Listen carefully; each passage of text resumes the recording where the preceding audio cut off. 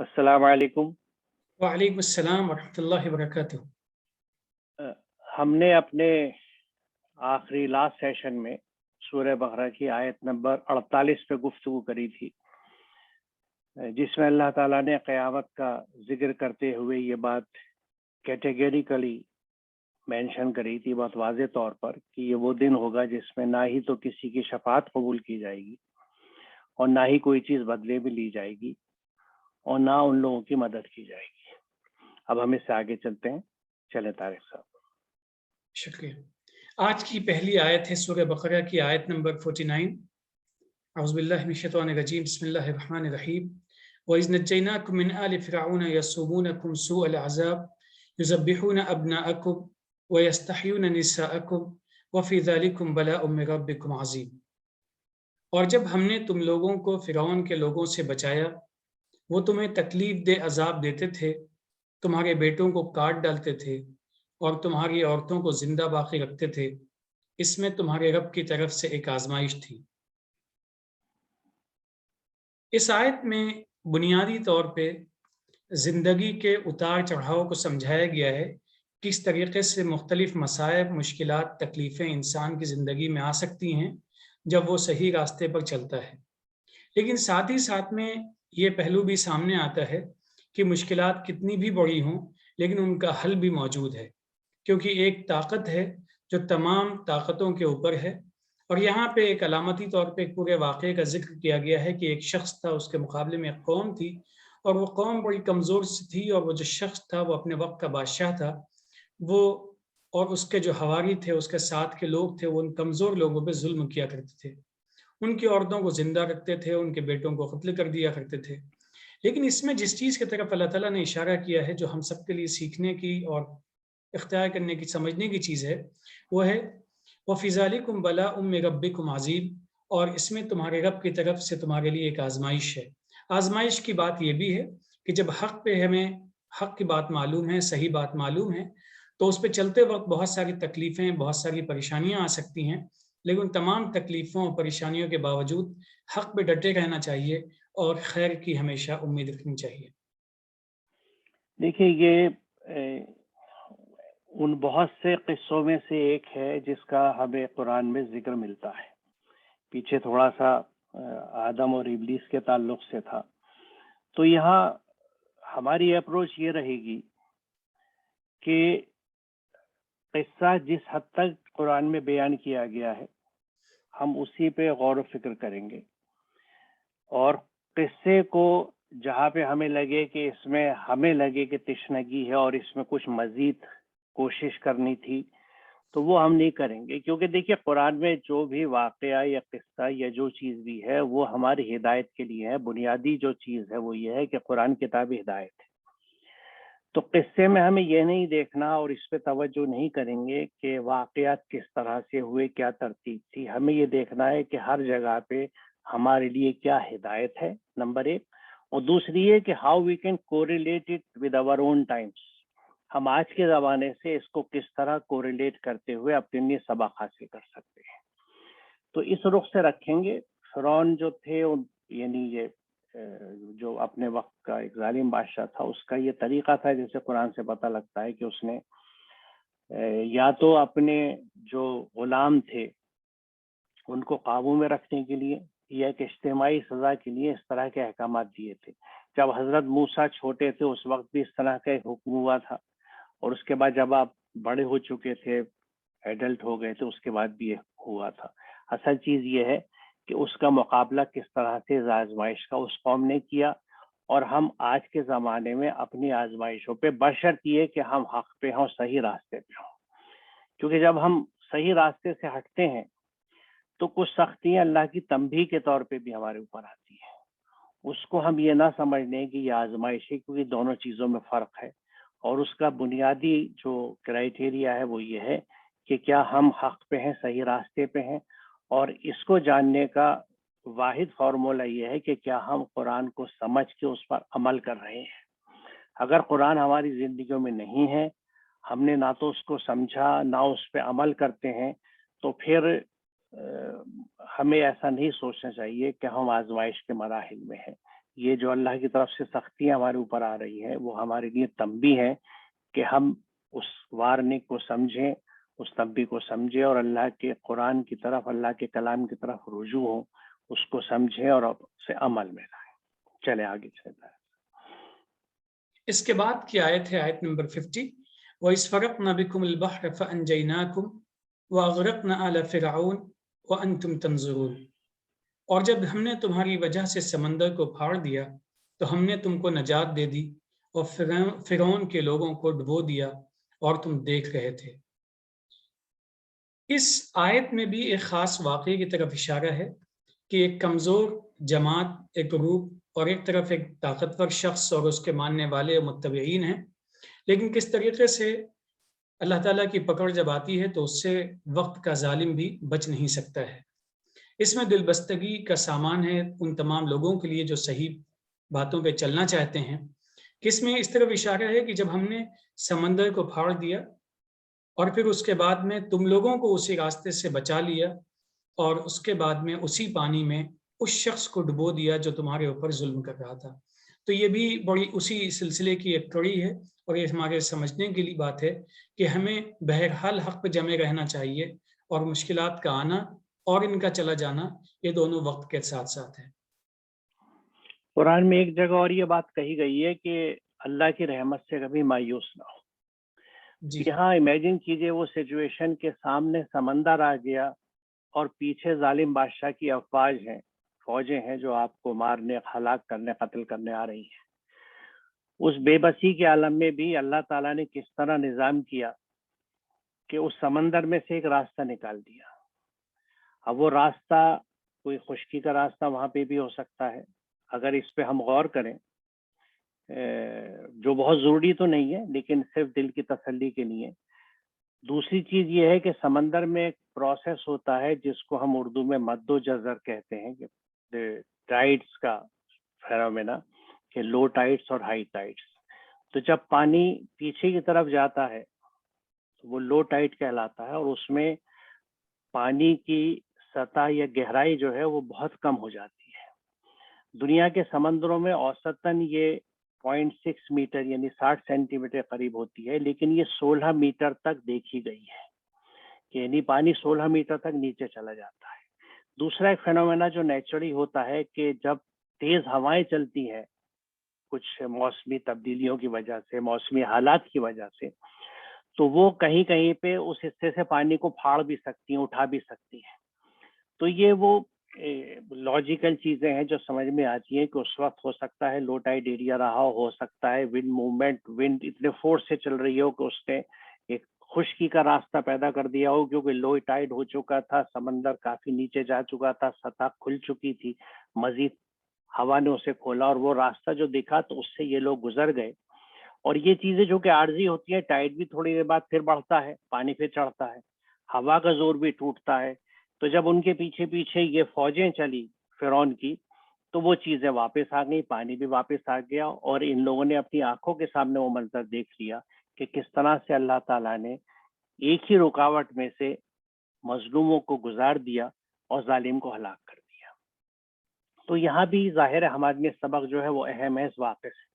کیونکہ واقعہ تو ایک کہانی ہوتا ہے، ہم بھول جاتے ہیں۔ سبق ہمیں لینا چاہیے کہ الٹیمیٹلی ظالم کو فنا ہے، ظالم کو ختم ہونا ہے، اور مظلوم کی جیت ہے، لیکن مظلوم کو ڈٹے رہنا چاہیے، اپنی کوششیں جاری رکھنی چاہیے اس ظلم سے نکلنے کے لیے۔ چلیں آگے چلیں تھا۔ اور ساتھ ہی ساتھ میں ڈاکٹر صاحب یہ بھی اضافہ کہ صحیح طریقے پہ ڈٹنا ضروری ہے۔ جی ہاں بالکل، عمل صالح کتاب کے بغیر۔ ہدایت، کتاب ہدایت کے مطابق، اس کے جی۔ بغیر تو دیکھیے زندگی ہے ہی نہیں۔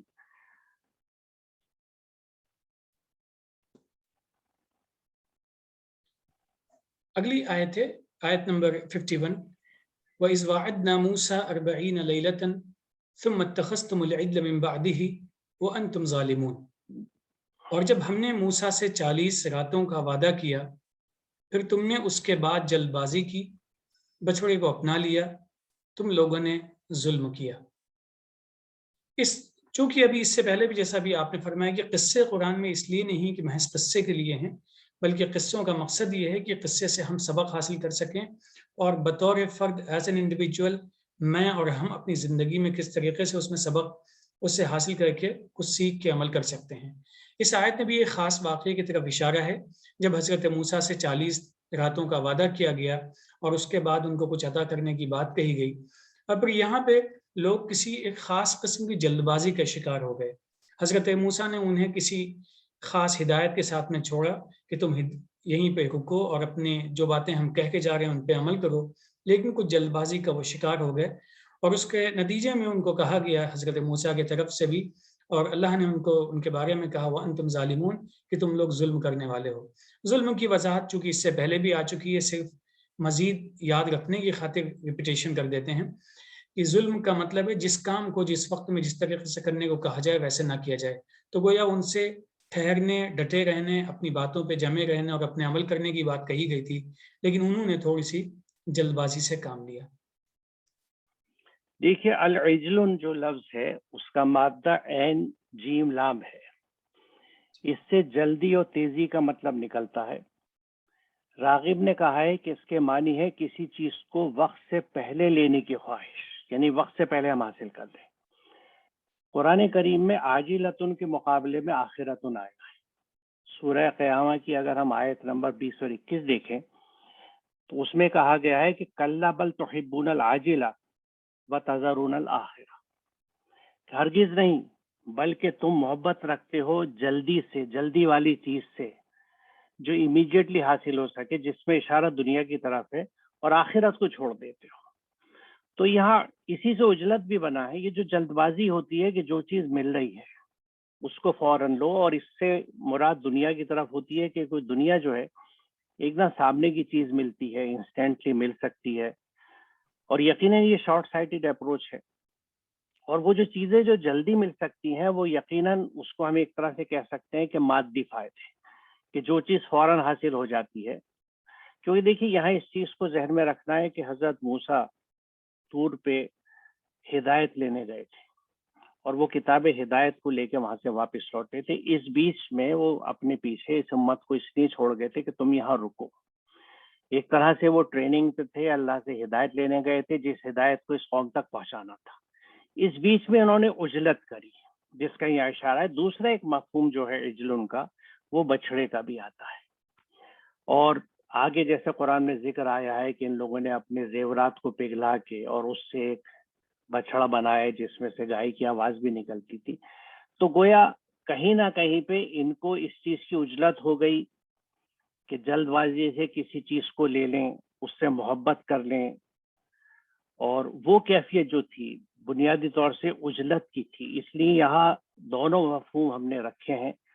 کہ یہاں عجل جو ہے عجلت کی بھی آتی ہے جو قرآن میں استعمال ہوا ہے دنیا کی طرف، یعنی ہم یہ بھی کہہ سکتے ہیں کہ ان کے حضرت موسیٰ کے پیچھے اس قوم نے جلدی سے دنیا داری کو اپنا لیا، جس کا سمبل ایک بچڑا تھا، جس کا آگے بھی ذکر آیا ہے کہ وہ دنیا داری کو انہوں نے اپنا لیا۔ اور اس طرح سے کیونکہ جب ہدایت ہمارے پاس ہوتی ہے اور ہدایت پہ ہم عمل کرتے ہیں تو خاص بات یہ ہے کہ آپ کو دنیا اور آخرت دونوں میں بینیفٹ ہوتا ہے۔ اور اگر آپ اللہ کی گائیڈنس، اللہ کی ہدایت کے بغیر اپنے نفس کی خواہش کے حساب سے چلتے ہیں تو آپ کو صرف دنیاوی فائدے ہوتے ہیں۔ نفس کی خواہشات کے تحت چلنے سے آخرت کے فائدے نہیں ہوتے، کیونکہ نفس ہمیشہ تنگی کی طرف راغب کرتا ہے آپ کو، وہ آپ کو سیلفش بناتا ہے، سیلف اورینٹڈ بناتا ہے، سیلف سینٹرڈ بناتا ہے، آپ صرف اپنے لیے سوچتے ہیں، اور اسی سے وہ نقصانات ہوتے ہیں۔ بہرحال اس کا ذکر انشاءاللہ آگے بھی آئے گا، اور یقیناً جب ہم اللہ کی ہدایت پہ نہیں چلتے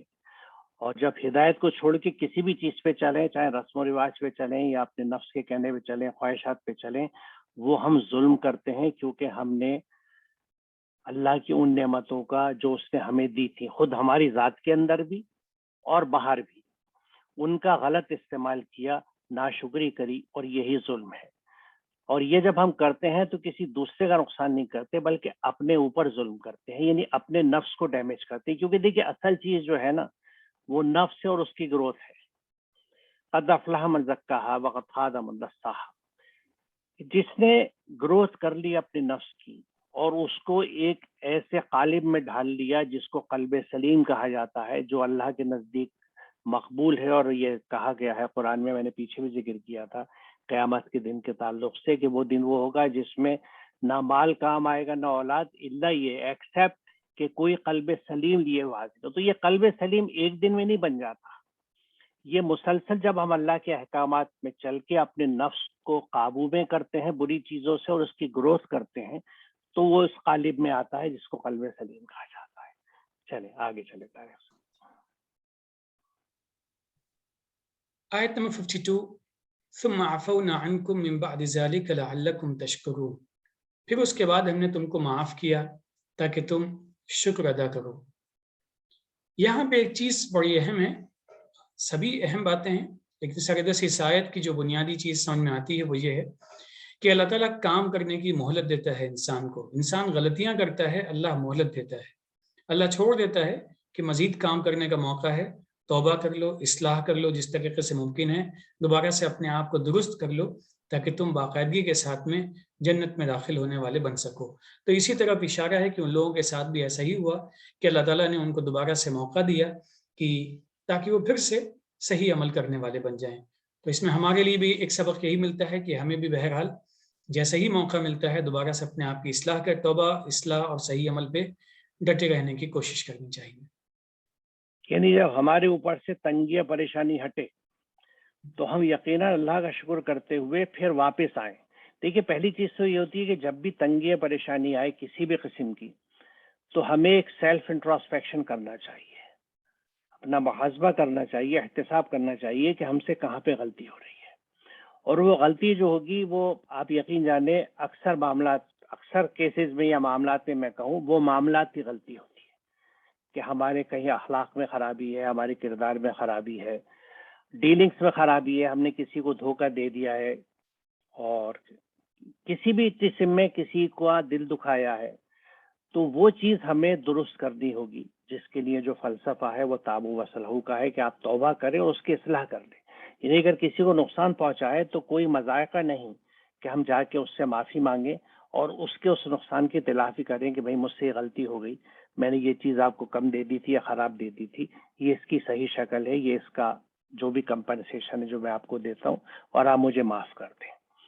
معافی مانگنا ایک بہت بڑا کام ہے، چھوٹا کام نہیں ہے. عموماً لوگ یہ سمجھتے ہیں کہ معافی مانگ کے ہم چھوٹے ہو جائیں گے. حقیقت یہ ہے کہ معافی مانگ کے ہم بڑے ہو جاتے ہیں، کیونکہ یہ ہمت ہر ایک میں نہیں ہوتی کہ وہ اپنی غلطی کو سنے. عموماً آپ کسی کو دیکھیں گے کہ اگر آپ اس کی غلطی کو پوائنٹ آؤٹ کریں ایون تنہائی میں بھی تو وہ زیادہ اچھی طرح نہیں لیتا. بائی اینڈ لارج جو نفسیات ہے ہماری کہ ہم پازیٹیو نہیں لیتے، ہم اپنی تعریف سننا پسند کرتے ہیں، لیکن تنقید وہ اگر برائے اصلاح بھی ہو، یعنی کوئی ہمیں اس لیے سمجھا رہا ہے کہ وہ ہم چاہتا ہے کہ ہمارے یہاں کریکشن ہو جائے، اصلاح ہو جائے، ہم اپنے آپ کو درست کر لیں، تو بھی ہمیں چاہے ہم اظہار نہ کریں اندر سے اچھا نہیں لگتا. یہ نفس کی اچھی کیفیت نہیں ہے. نفس کی جب گروتھ ہو جاتی ہے ہم اس کو اصلاح کر لیتے ہیں کہ وہ مثبت ہونے لگتا ہے تو پھر ہمیں تنقید بری نہیں لگتی، بھلے ہی وہ چاہے ہمیں ستانے کے لیے کی جائے تو بھی، کیونکہ یہ فیلنگز ختم ہونے لگتی ہے جب پازیٹیوٹی آتی ہے. تو ہمیں اس چیز کا خیال رکھنا چاہیے کہ اگر ہم سے کہیں کوئی غلطی ہوئی تو فوراً اس کی توبہ کریں اور اصلاح کریں اور یہ تہیہ کر لیں کہ یا اللہ اس چیز کو میں دوبارہ نہیں کروں گا. تو آپ یقین جانیں وہ کیفیت آپ کے اوپر سے ہٹ جائے گی. اور یہی وہ مہلت کا وقت ہے جس کو اللہ تعالیٰ دیتا ہے بار بار انسان کو کہ یہ تائب ہو جائے، اور تائب اس طرح ہو کہ اپنی اصلاح کر لے. چلیں آگے چلیں. آیت میں 53 وَإِذْ آتَيْنَا مُوسَى الْكِتَابَ وَالْفُرْقَانَ لَعَلَّكُمْ تَهْتَدُونَ، اور جب ہم نے موسیٰ کو کتاب دی صحیح اور غلط میں فرق کرنے والی تاکہ تم صحیح راستے پر چلو. سورہ بقرہ کی شروعات کی آیتوں میں ایک آیت میں ذکر ہے کہ اللہ تعالیٰ نے جب آدم علیہ السلام کو زمین پر اتارا تو اس وقت یہ بھی کہا کہ ہماری طرف سے تمہاری طرف ہدایت آئے گی، اور ہدایت کی شکلوں میں یقینی طور پہ جو چیز واضح نظر آتی ہے وہ ہے انبیاء اور ان کے ساتھ میں کتابوں کا نازل ہونا. جس طریقے سے ابھی سردست ہمارے ہاتھوں میں قرآن مجید ہے، ایسے ہی اللہ تعالیٰ نے مختلف زمانوں، مختلف پیریڈز، مختلف اوقات میں مختلف قوموں کے پاس میں انبیاء اور رسول اور کتابیں بھیجی ہیں. انہی میں سے ایک حضرت موسیٰ ہیں جن کے بارے میں یہاں پہ بات چل رہی ہے، ان کی قوم کی بات چل رہی ہے. موسیٰ علیہ السلام کو جو کتاب دی گئی تھی اس کتاب کی تمام آسمانی کتابوں کی ایک خاص صفت ہوتی ہے فرقان کی، کہ اس کے ذریعے سے صحیح اور غلط کے درمیان میں فیصلہ کیا جا سکتا ہے. اس کو اگر ہم پیرامیٹر بنا لیتے ہیں اپنی زندگی میں تو ہمیں غلطیوں سے بچنے اور صحیح راستے پر چلنے کا طریقہ آ جاتا ہے. تو اسی کتاب کی طرف اشارہ ہے، اور یقینی طور پہ جب اس کتاب پہ عمل کریں گے، جیسے شروع میں بالکل الفاظ آئے ہیں ذالک الکتاب لا ریب فیہ ھدی للمتقین، ویسے ہی یہاں پہ بھی ہے لعلکم تہتدون، تاکہ تم لوگ ہدایت پا جاؤ. تو اسی کتاب کی طرف اشارہ ہے کہ اس کو پڑھنا اور اس پہ عمل کرنا تاکہ ہم کو صحیح راستہ مل سکے. یہاں میں ایک نقطے کی وضاحت کرنا چاہوں گا جو ہمیں آگے بھی کام آئے گا بہت سے معاملوں میں، کہ یہاں الکتاب والفرقان میں جو واو آیا ہے، یہ واو اینڈ کے لیے نہیں ہے، بلکہ اس کو واو تشریحی کہتے ہیں، جو ایکسپلین کرتا ہے کسی چیز کو. جیسے کہیں کہیں ہم لکھتے ہیں دا بک ڈیش دا ٹریجر، تو یعنی اس کی تشریح، اس کا ایکسپلینیشن ہوتا ہے. تو یعنی یہ وہ کتاب ہے، اور بلکہ سورہ فرقان کی جو پہلی آیت ہے وہ قرآن کو بھی فرقان بتاتی ہے. یعنی اللہ کی جو ہدایت ہوتی ہے وہ اپنے آپ میں ایک فرقان ہوتی ہے، جس کو عام زبان میں ہم کسوٹی بھی کہہ سکتے ہیں، کہ جس پہ آپ کھرے اور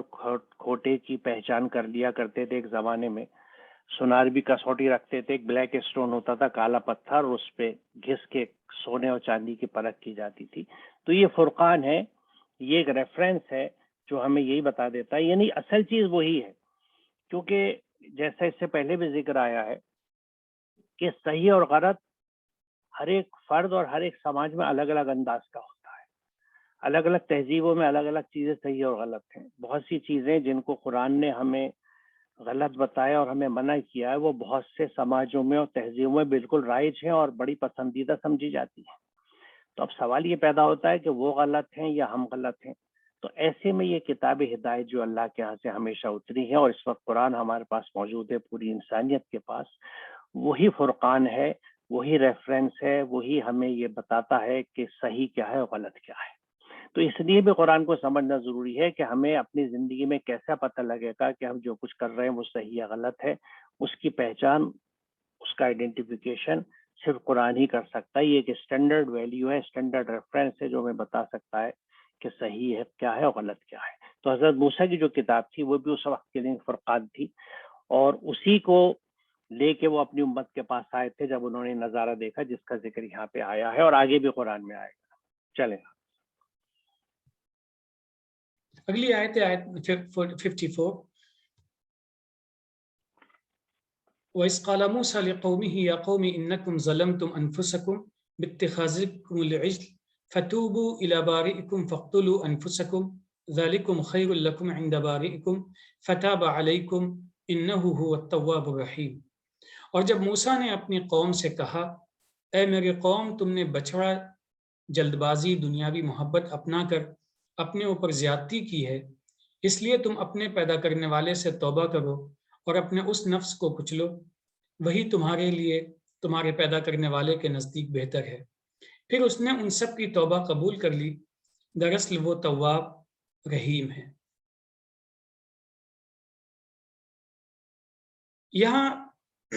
ابھی اس سے پہلے جس آیت کی طرف اشارہ کیا گیا تھا کہ ہم نے تمہارے ساتھ عفو کا معاملہ کیا ہے، اسی عفو کے معاملے کی تھوڑی سی مزید وضاحت یہاں پہ کر دی گئی ہے کہ اے لوگوں، تم نے ظلم کیا ہے، اور ظلم کرنے کے نتیجے میں تم ایک غلطی کا شکار ہو گئے ہو، تم نے ظلم کیا اپنے ساتھ میں. اس کا مداوع کیا ہو سکتا ہے، اس کا علاج کیا ہو سکتا ہے؟ اس سے پہلے بھی باتیں آتی رہی ہیں کہ سب سے بڑی جو تکلیف کی چیز ہوتی ہے، برائیوں کی طرف لے جانے والی چیز ہوتی ہے، وہ ہمارا اپنا نفس ہوتا ہے. اور یہاں بھی اسی طرف اشارہ کیا گیا ہے کہ ہمارا جو نفس ہے اس کی اصلاح کرو، اس کو کچلو، اور اس کو جس قدر تم اصلاح اس کی کر سکتے ہو تمہیں کرنی چاہیے، اور یہی اصلاح کا طریقہ ہے. اور ساتھ میں دل بستگی اور ہمت دلانے کے لیے یہ بھی کہہ دیا گیا کہ اگر کوئی توبہ کرتا ہے، اپنے دل کو صحیح کرتا ہے، تو یقینی طور پہ اللہ تو بہت ہی توبہ کو قبول کرنے والا بھی ہے اور ساتھ میں رحم کرنے والا بھی ہے. یہاں دیکھیے جو فَاقْتُلُوا أَنفُسَكُمْ ہے کہ اپنے نفس کو قتل کرو، تو قتل جو لفظ ہے کاف تے لام، اس کے مادے میں محض ہلاک کرنے والی بات نہیں ہے جسمانی طور سے، بلکہ کسی چیز کو دبا دینا، روک دینا، بے اثر کر دینا، یہ بھی اسی کے مفہوم میں آتا ہے. اس کی مثال ہمیں سورہ نساء میں ملتی ہے آیت نمبر 29 میں، کہ جہاں یہ کہا گیا ہے کہ تم ناحق ایک دوسرے کے مال نہ کھاؤ، اور ولا تقتلوا انفسکم، اور اس طرح ان حرکتوں سے اپنے نفس کو ہلاک مت کرو۔ یعنی جب آپ کسی کے ناحق مال کھاتے ہیں، دوسرے کا مال دبا جاتے ہیں کسی بھی چیٹنگ کی وجہ سے، دھوکے کی وجہ سے، تو اس طرح بظاہر یہ لگتا ہے کہ آپ نے بہت بڑا ہاتھ مار دیا، کسی کو بے وقوف کر لیا، لیکن در حقیقت قرآن کس طرح اس کو ڈیفائن کرتا ہے کہ اس طرح آپ نے اپنے نفس کو قتل کر دیا، دبا دیا۔ کس نفس کو؟ جو آپ کی طرف اچھائی کی طرف لے جاتا۔ تو آپ نے اپنے آپ کو یعنی اپنے نفس کو ہلاک کر دیا، جس سے قرآن منع کرتا ہے کہ وَلَا تَقْتُلُوا أَنفُسَكُمْ۔ لیکن جب نفس برائی کی طرف اکسانے لگتا ہے، یہ بالکل ایک پیرالل سچویشن ہے، کیونکہ نفس ہے، اس میں دونوں کیفیتیں ہیں۔ وہ کس طرح ہوتی ہیں؟ مثال طور پر آپ اس طرح دیکھ لیں کہ ایک جنگلی گھوڑا ہے، جب تک اس کو آپ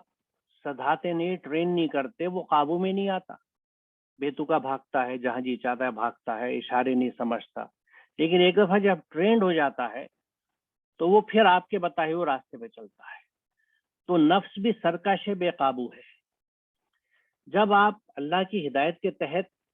اس کو ٹرین کرنے لگتے ہیں، اور کس طرح ہوتا ہے جب آپ اچھے اعمال کرتے ہیں، اس لیے عمل صالح کا ذکر ہر جگہ قرآن میں۔ نفس کو ٹریننگ جو ہے وہ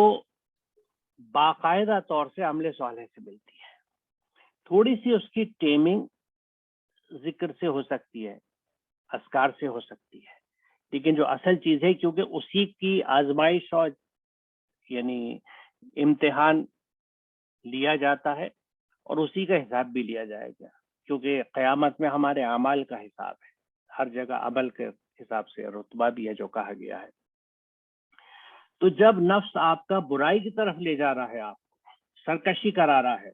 دنیا سے محبت کرا رہا ہے، حضرت موسیٰ کہہ کے گئے ہیں کہ تم یہاں ٹھہرو، میں جا رہا ہوں اور ہدایت لے کے آؤں گا، تو اب آپ نے جلد بازی میں اپنے طور سے دنیا داریاں اپنا لی، مختلف سمبولک ایسی ایکٹیویٹیز کر لی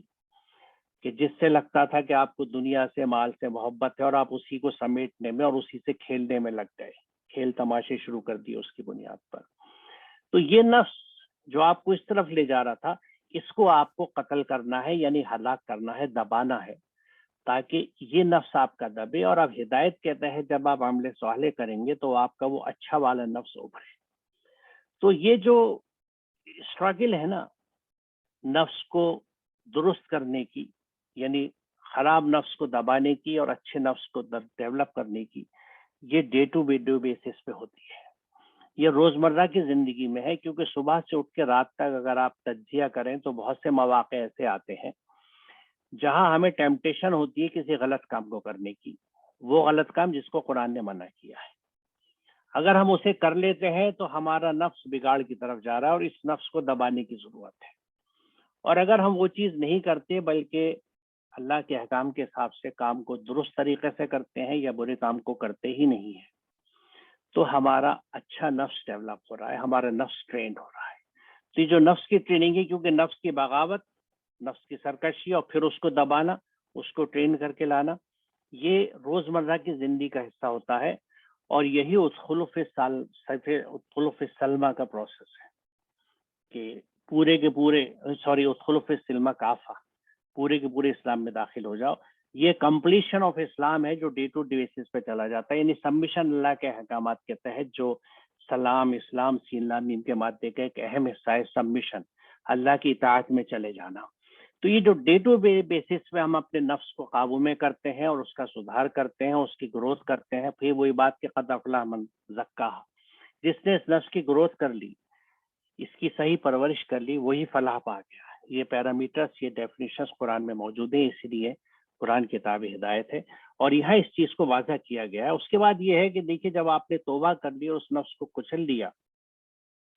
تو اللہ تعالیٰ کہتا ہے وہی تمہارے پیدا کرنے والے کے نزدیک بہتر ہے، اور چونکہ وہ توبہ قبول کرنے والا ہے، وہ توبہ قبول کر لیتا ہے، اور اس نے اپنی صفت کا پھر یہ ذکر کیا کہ وہ تواب بھی اور رحیم بھی ہے، یعنی وہ آپ کو پھر اسی کیفیت میں رکھ لے گا، اسی حفاظت میں اور نیچرنگ کی کیفیت میں جو رحم میں ہوتی ہے، رحم مادر میں ہوتی ہے۔ ماں کے پیٹ میں ہوتی ہے کہ بچہ جو ماں کے پیٹ میں پلتا ہے پوری حفاظت میں بھی رہتا ہے اور پوری اس کی نرچرنگ بھی ہوتی ہے. تو اگر آپ اس راستے پہ آ جاتے ہیں تو اللہ تعالیٰ پھر آپ کو اسی طرح اپنے رحم کی گود میں رکھ لے گا، جس میں آپ کا پورا پروٹیکشن بھی ہوگا اور پوری نرچرنگ بھی ہوگی، پرووائڈڈ آپ اس کی بندگی میں آ جائیں، یعنی اس کے جز کا حصہ بن جائیں، اس کو اپنے اندر اس طرح سنبھالیں جس طرح ماں کے پیٹ میں بچہ سنبھالیا جاتا ہے. اگر وہ آرگینک ریلیشن شپ آپ کی اللہ سے اس کی کتاب کے ذریعے ہو جاتی ہے تو پھر اس کی رحیمی کے نظارے آپ دیکھتے ہیں اور آپ اس رحم میں ہوتے ہوئے اپنی گروتھ کو بھی دیکھتے ہیں کہ کس طرح سے آپ اچھی گروتھ پاتے ہیں. تو یہ اس آیت میں بہت سارے کہ ہمارے لیے نصیحتیں ہیں، ہدایتیں ہیں اور سبق ہیں جن کو ہم لے سکتے ہیں. میں پھر یہاں کہوں گا کہ اس کو یا کسی بھی قصے کو قرآن کے قصہ نہیں سمجھنا، بلکہ اس میں سے وہ ہدایت کے موتی چننے ہیں جو اس کے اندر موجود ہیں. چلیں طارق صاحب آگے چلتے ہیں. آیت میں 55 وَإِذْ قُلْتُمْ يَا مُوسَى لَن نُؤْمِنَ لَكَ حَتَّى نَرَى اللَّهَ جَهْرَةً فَأَخَذَتْكُمُ الصَّاعِقَةُ وَأَنْتُمْ تَنظُرُونَ. اور جب تم لوگوں نے کہا اے موسیٰ ہم تم پر تبھی ایمان لائیں گے جب ہم اللہ کو دیکھ لیں، تو تم پر آسمانی بجلی گری اور تم دیکھ رہے تھے. یہاں اس آیت میں انسان کے مزاج اور ایٹیٹیوڈ کی طرف اشارہ کیا گیا ہے. ہم جس طرف اپنے آپ کو لے کے چلتے ہیں ویسے ہی سوچ، ویسے ہی ہماری سمجھ اور ویسا ہی مزاج ڈیولپ ہوتا چلا جاتا ہے. جب مزاج میں بات کو نہ ماننے کی ضد سوار ہو جائے تو اس وقت میں بہت ساری باتیں ذہن میں آتی ہیں، بہت سارے سوالات ذہن میں آتے ہیں، لیکن جب بات ماننے کا مزاج ہوتا ہے تو سوالات مختلف قسم کے ہوتے ہیں. یہاں ان لوگوں کا ذکر ہے جو بات نہ ماننے کی وجہ سے ایک خاص مزاج انہوں نے اپنا ڈیولپ کر لیا تھا اور اس کے نتیجے میں کچھ سوالات ان کے سامنے آ گئے. جب حضرت موسیٰ نے ان سے کہا کہ اچھائیوں کو مان لو، صحیح راستے پہ چلو، تب انہوں نے ضد کی اور کہنے لگے ہمیں تو پہلے اپنا رب دکھاؤ، وہ ہے کیسا، کس طریقے کا ہے. یہ سارے سوالات کیے اور نتیجہ یہ ہوا کہ جب ایک بجلی ان کے سامنے دکھائی دی آسمان سے، جیسے بجلی چمکتی ہے، تو اس کا وہ چیز ان کے سامنے دکھ گئی، لیکن بہرحال جو چیز وہ چاہتے تھے وہ چیز انہیں مل نہیں سکی کیونکہ نیت کا سارا مسئلہ تھا. یہاں ایک چیز اور بڑی اہم ہے کہ تم سب کچھ دیکھ رہے تھے، یعنی جو کچھ تھا موسیٰ کے ساتھ میں ڈسکشن، کنورزیشن، باتیں اور جو واقعات ہیں وہ تمام چیزیں سامنے ہو رہی تھی، لیکن اگر آنکھیں صرف ظاہری کھلی ہوں اور اندر کی آنکھیں بند ہوں تو بہرحال بہت ساری چیزیں دکھتے ہوئے بھی نہیں دکھ پاتی ہیں. اگلی آیت بھی لے لیں پھر اس سے گفتگو ملا کے کر لیں گے انشاءاللہ. جی. ثم بعثناکم من بعد موتکم لعلکم تشکرون. تمہاری موت کے بعد تمہیں پھر زندہ کیا تاکہ تم شکر کرنے والے بن جاؤ.